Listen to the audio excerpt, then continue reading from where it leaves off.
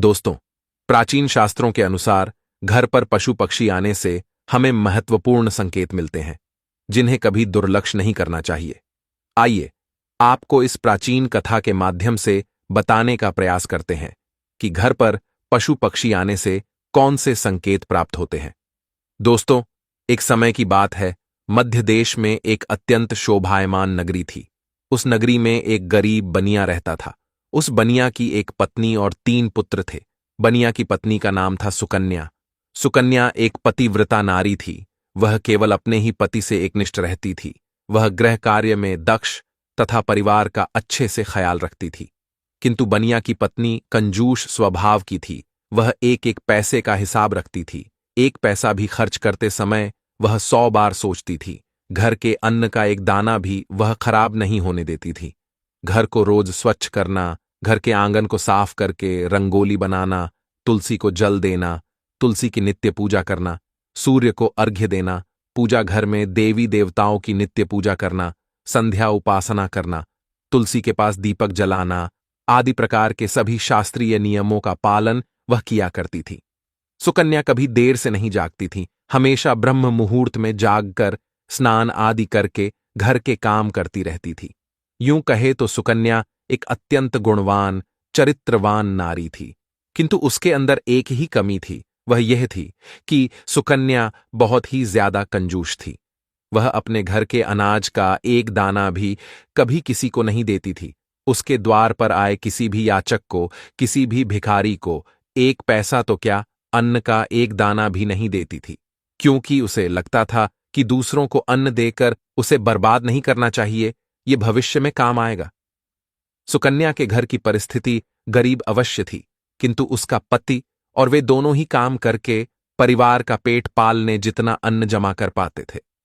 सुकन्या रोज सुबह अपने घर के सारे काम करके मां लक्ष्मी के मंदिर में जाकर उनकी पूजा करती थी, जिससे माता लक्ष्मी भी उस पर प्रसन्न थी। किंतु सुकन्या की गरीबी का कारण वह खुद थी।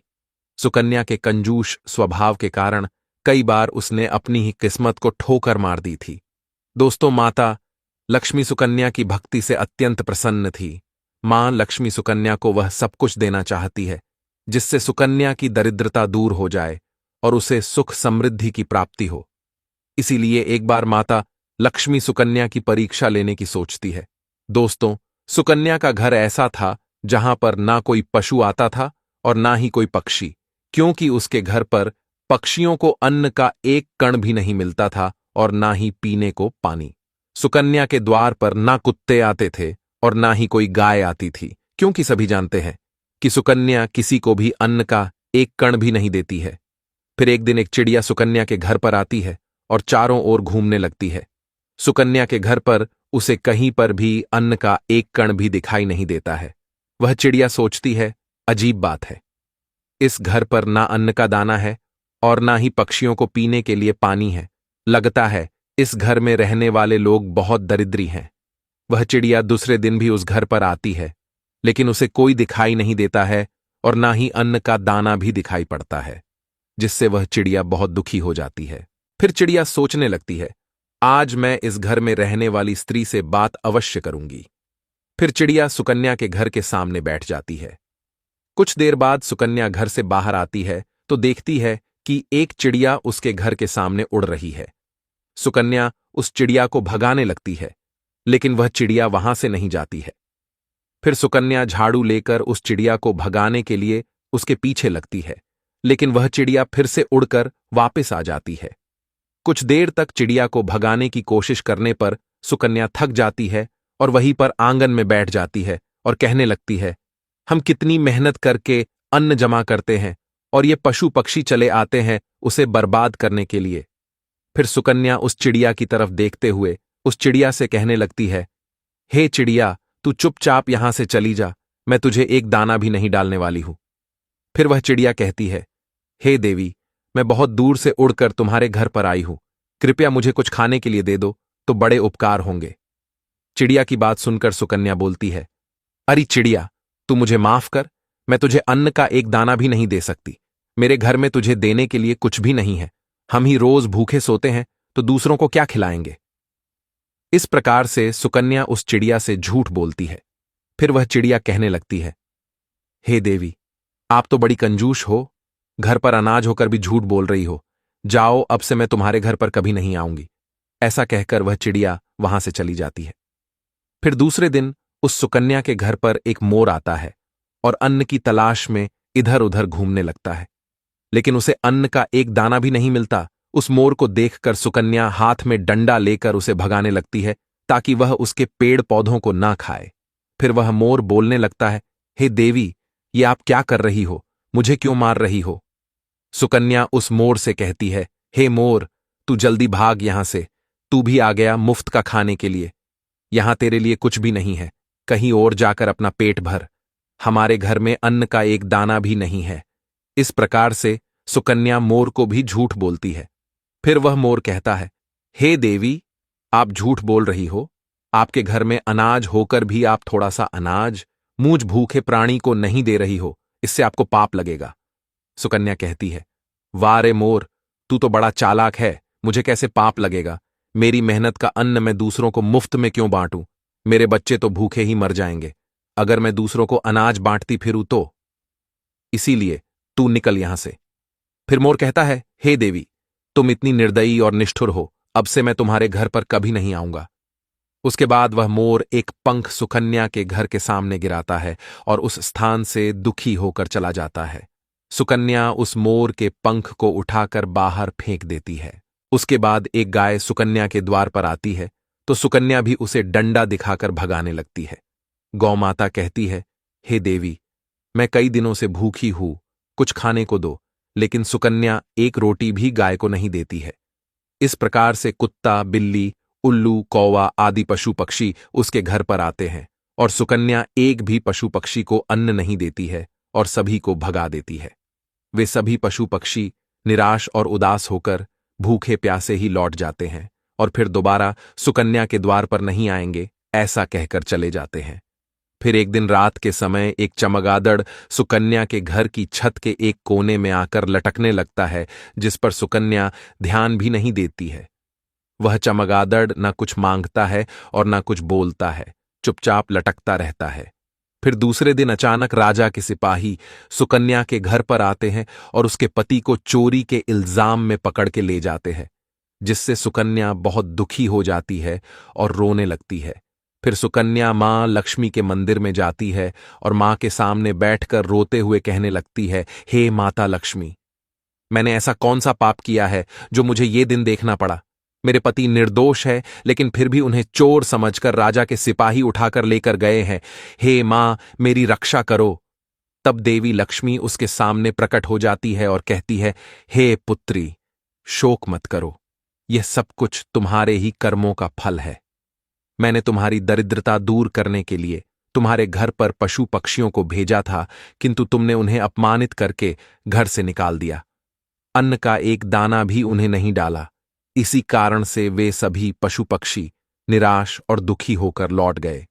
हे पुत्री, सबसे पहले तुम्हारे घर पर चिड़िया आई थी। चिड़िया का घर पर आना सुख समृद्धि का सूचक होता है। जिस घर में चिड़िया अपना घोंसला बना लेती है, उस घर में हमेशा आनंद और खुशहाली रहती है। घर का वातावरण सुखद रहता है। घर में यदि कहीं भी चिड़िया बीट कर देती हैं तो यह भी बहुत अच्छा संकेत होता है। चिड़िया बहुत ही सीधी साधी और डरपोक पक्षी होती है। वह जल्दी किसी के करीब नहीं जाती है। लेकिन यदि चिड़िया घर में बिना किसी डर के आने जाने लगें तो उस घर में धन संपत्ति का आगमन होता है। इसीलिए घर पर चिड़िया आए तो उसे दाना डालना चाहिए, उसे पानी पिलाना चाहिए। मैंने ही तुम्हारी दरिद्रता को दूर करने के लिए उस चिड़िया को तुम्हारे घर पर भेजा था, किंतु तुमने ऐसा नहीं किया। तुम्हारे घर पर आई लक्ष्मी को तुमने खुद ठोकर मारकर भगा दिया। फिर तुम्हारे घर पर मोर आया था, जिसे भी मैंने ही भेजा था। मोर एक अत्यंत पवित्र पक्षी है। यह देवी सरस्वती का वाहन है। मोर का घर पर आना शुभ संकेत होता है।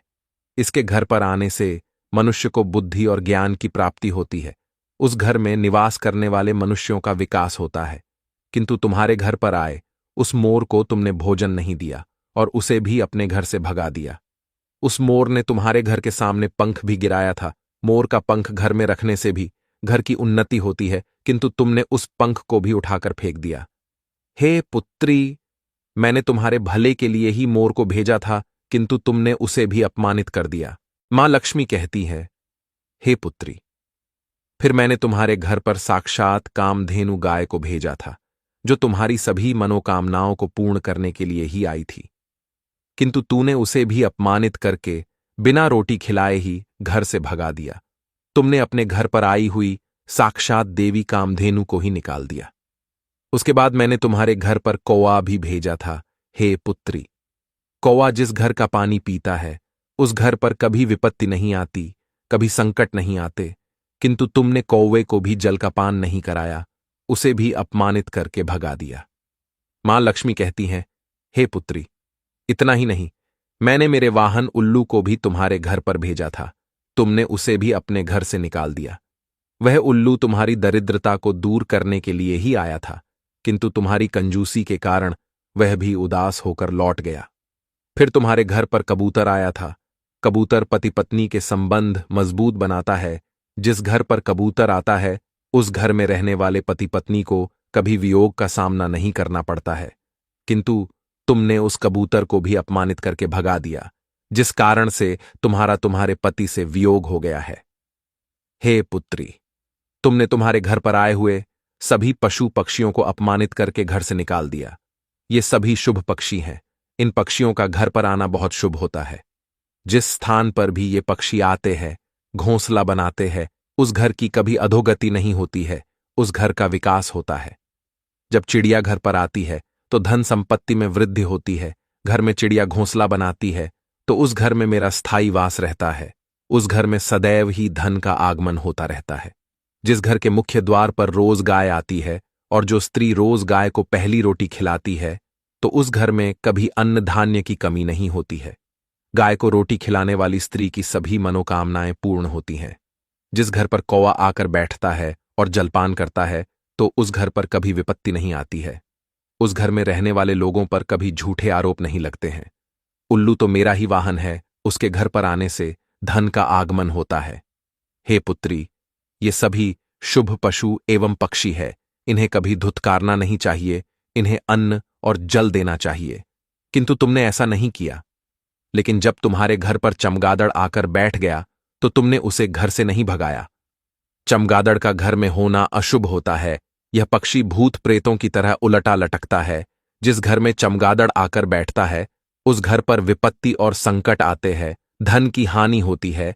इसी कारण से ही तुम्हारे पति को चोरी के झूठे आरोप में राजा के सिपाही लेकर गए हैं।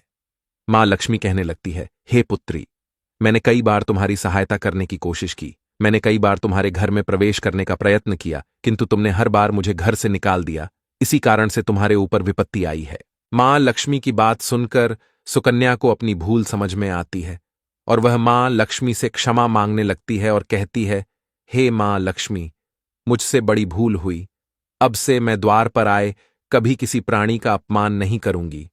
फिर मां लक्ष्मी अंतर्ध्यान हो जाती है और सुकन्या लौटकर अपने घर पर चली आती है।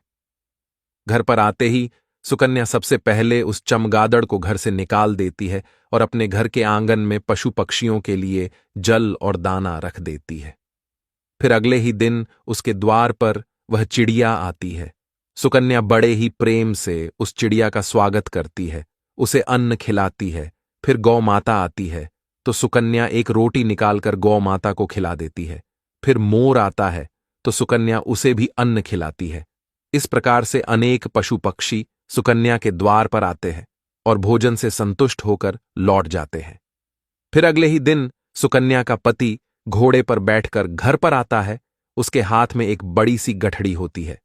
सुकन्या अपने पति को देखकर बहुत प्रसन्न होती है और पैर छूकर उनका आशीर्वाद लेती है और पूछने लगती है, हे प्राणनाथ, इस गठड़ी में क्या है? तो उसका पति बोलता है, राजा ने गलती से मुझे चोर समझकर पकड़ लिया था, किंतु जब राजा को पता चला कि मैंने चोरी नहीं की तो उन्हें बहुत पछतावा हुआ और उन्होंने मुझसे क्षमा मांगकर बहुत सारा धन और यह घोड़ा देकर मुझे विदा किया। इस चमत्कार को देखकर सुकन्या बहुत प्रसन्न हो जाती है और मां लक्ष्मी का अनेक बार धन्यवाद करने लगती है। तो दोस्तों, इस प्रकार से हमारे घर पर आने वाले पशु पक्षियों से हमें शुभ और अशुभ संकेत मिलते हैं। जिसे हमें कभी दुर्लक्ष्य नहीं करना चाहिए। नित्य अपने घर के आंगन में पशु पक्षियों के लिए दाना और पानी जरूर रखें। मां लक्ष्मी की कृपा आपको निश्चित ही प्राप्त होगी।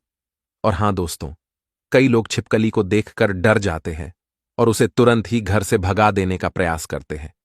कुछ लोग तो बिना जाने ही क्रोध में आकर छिपकली को मार देते हैं। लेकिन शायद आप नहीं जानते कि छिपकली का घर में आना बहुत ही शुभ संकेत होता है। छिपकली का संबंध धन की देवी लक्ष्मी से होता है।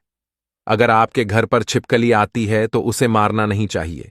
अगर छिपकली तुलसी के पौधे के पास दिखाई पड़ती है तो यह शुभ संकेत होता है, मां लक्ष्मी आप पर प्रसन्न है। अगर आपके घर के मंदिर में छिपकली प्रवेश करती है तो यह संकेत है कि मां लक्ष्मी ने आपके घर में प्रवेश किया है। इसीलिए घर में छिपकली का आना अशुभ संकेत नहीं बल्कि शुभ संकेत ही माना गया है। तो दोस्तों, उम्मीद है आपको यह कथा पसंद आई होगी।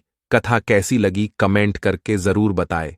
जानकारी अच्छी लगी तो वीडियो को लाइक जरूर करें और कमेंट में जय मां लक्ष्मी जरूर लिख देना। साथ ही चैनल को सब्सक्राइब करें ताकि ऐसी ही आध्यात्मिक जानकारी आपको देखने को मिल सके। मिलते हैं अगले वीडियो में। आप सभी का धन्यवाद।